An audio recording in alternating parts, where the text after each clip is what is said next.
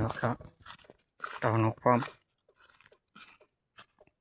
เสร็จแล้วนกเสร็จแล้วเป็ดยังมาทันได้แกงเอานกก่อน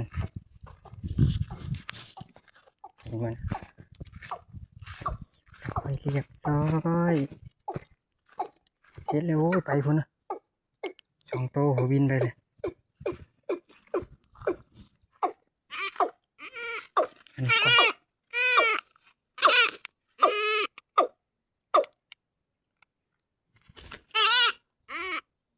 นี่หุ่น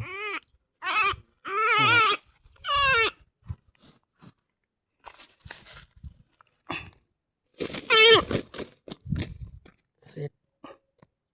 ช่องแข็งเลย